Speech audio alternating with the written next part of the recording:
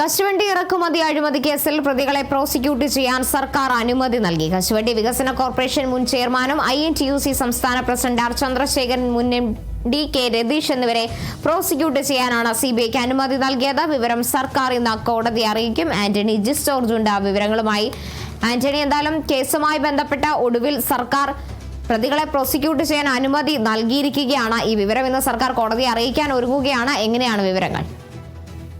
തീർച്ചയായും 6 വർഷത്തെ ഇടവേളയ്ക്ക് ശേഷം അല്ലെങ്കിൽ 6 വർഷത്തിന് ശേഷമാണ് ഇത്തരം ഒരു തീരുമാനത്തിലേക്ക് സംസ്ഥാന സർക്കാർ എത്തിയത് എന്നുള്ളതാണ് ഏറ്റവും പ്രധാനപ്പെട്ട കാര്യം എന്ന് പറയുന്നത്. കഴിഞ്ഞ പിണറായി സർക്കാരിൻ്റെ കാലത്ത്, 1ഉം 2ഉം പിണറായി സർക്കാരിൻ്റെ കാലത്ത് 3 തവണ CBI ഇത് സംബന്ധിച്ച് പ്രോസിക്യൂഷന് അനുമതി നൽകണമെന്ന് ആവശ്യപ്പെട്ട അപേക്ഷ നൽകി. പക്ഷേ 3 തവണയും വിവിധ കാരണങ്ങൾ ചൂണ്ടിക്കാണിച്ചുകൊണ്ട് സംസ്ഥാന സർക്കാർ അത് തള്ളുകയാണ് ചെയ്തത്. പിന്നീട് ഹൈക്കോടതി കഴിഞ്ഞ ദിവസം ഇതിനെതിരെ വടിയെടുത്തതോടുകൂടിയാണ് ഇപ്പോൾ ഒരു പക്ഷേ ഗത്യന്തരമില്ലാതെ എന്ന നിലയിൽ തന്നെ സംസ്ഥാന സർക്കാർ ഈ പ്രോസിക്യൂഷന് അനുമതി നൽകാനുള്ള തീരുമാനത്തിലേക്ക് എത്തിയത് എന്നുള്ളത് തന്നെയാണ് ഏറ്റവും പ്രധാനപ്പെട്ട കാര്യം. കഴിഞ്ഞ തവണ കേസ് പരിഗണിച്ച ഘട്ടത്തിൽ ഈ പ്രോസിക്യൂഷൻ അനുമതി നൽകാത്ത അന്ന് വ്യവസായ വകുപ്പ് സെക്രട്ടറി ആയിരുന്ന മുഹമ്മദ് ഹനീഷിനെ കോടതി വിളിച്ചു വരുത്തിയിരുന്നു. മുഹമ്മദ് ഹനീഷ് കഴിഞ്ഞ തവണ കോടതിയിലെത്തി മാപ്പ് പറഞ്ഞിരുന്നു.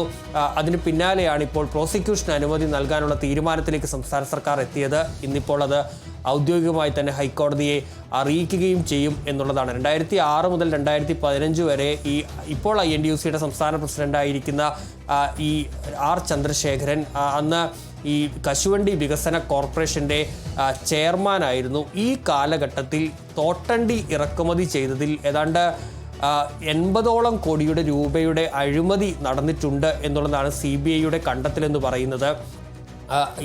അന്നത്തെ MD ആയിരുന്ന KA രതീഷിനും ഇതിൽ പങ്കുണ്ട് എന്നും CBI കണ്ടെത്തിയിരുന്നു. അത് സംബന്ധിച്ചുള്ള കുറ്റപത്രം തിരുവനന്തപുരം CBI കോടതിയിൽ CBI നൽകുകയും ചെയ്തു. പക്ഷേ ഈ പ്രതികളെ വിചാരണ ചെയ്യണമെങ്കിൽ ഇവർ രണ്ടുപേരും ഈ സർക്കാരുമായി ബന്ധപ്പെട്ട പദവികളിൽ ഇരുന്ന ആളുകളായിരുന്നതുകൊണ്ട് തന്നെ പ്രോസിക്യൂഷൻ ഇവരെ വിചാരണയ്ക്ക് സംസ്ഥാന സർക്കാർ അനുമതി നൽകേണ്ടതുണ്ട്. അതിനെ തുടർന്നാണ് CBI ഈ അനുമതി തേടി ഹൈക്കോടതി ഈ സർക്കാരിനെ സമീപിച്ചത്. പക്ഷേ 3 തവണയും ഇത് തള്ളുന്ന സാഹചര്യത്തിലാണ് പിന്നീട് അത് CBI കോടതിയിലേക്ക് പോകുന്ന സാഹചര്യം ഉണ്ടായത്. ഏതായാലും ഇപ്പോൾ നടപടിയിലേക്ക് സംസ്ഥാന സർക്കാർ UDF സർക്കാർ എത്തിയിരിക്കുന്നു എന്നുള്ളതാണ്. നമുക്കറിയാവുന്നതുപോലെ INTUC കോൺഗ്രസിൻ്റെ അനുകൂല സംഘടനയാണ്. കോൺഗ്രസിൻ്റെ നേതാവാണ് ആർ ചന്ദ്രശേഖരൻ.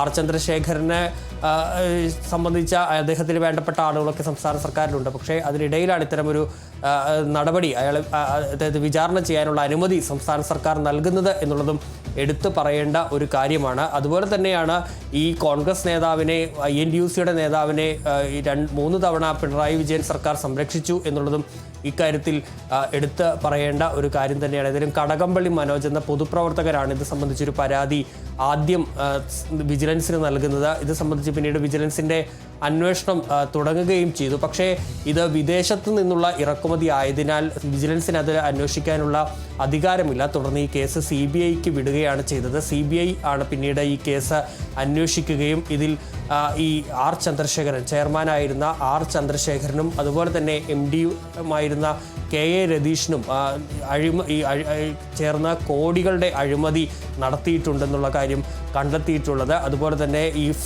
കോർപ്പറേഷൻ്റെ ഫണ്ട് ദുരുപയോഗം ചെയ്തു എന്നതടക്കമുള്ള കണ്ടെത്തലുകളും CBI നടത്തിയിരുന്നു. ഏതായാലും ഇനിയിപ്പോൾ അടുത്ത ഘട്ടം എന്ന് പറയുന്നത് ഇതിലെ വിചാരണ നടപടികൾ തുടരുക എന്നുള്ളതാണ്. ഈ അന്വേഷണം തടയണമെന്ന് ആവശ്യപ്പെട്ട് നേരത്തെ പ്രതികൾ സുപ്രീം കോടതി അടക്കം സമീപിക്കുന്ന സാഹചര്യമൊക്കെ ഉണ്ടായി.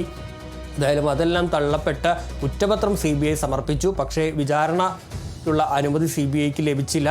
അത് 6 വർഷത്തോളമായി ഇങ്ങനെ ഫയലിൽ കുടുങ്ങിക്കിടക്കുന്ന ഒരു സാഹചര്യമാണ് ഉണ്ടായിരുന്നത്. ഏതായാലും ഇപ്പോൾ കോടതി വടിയെടുത്തതോടെയാണ് ഇപ്പോൾ UDF സർക്കാരിനാണെങ്കിലും അത്തരമൊരു അനുമതി നൽകേണ്ട സാഹചര്യം ഉണ്ടായിട്ടുള്ളത്. ഏതായാലും അല്പസമയത്തിനകം തന്നെ ആ തീരുമാനം കോടതിയെ സംസ്ഥാന സർക്കാർ ഔദ്യോഗികമായി തന്നെ അറിയിക്കുകയും ചെയ്യും.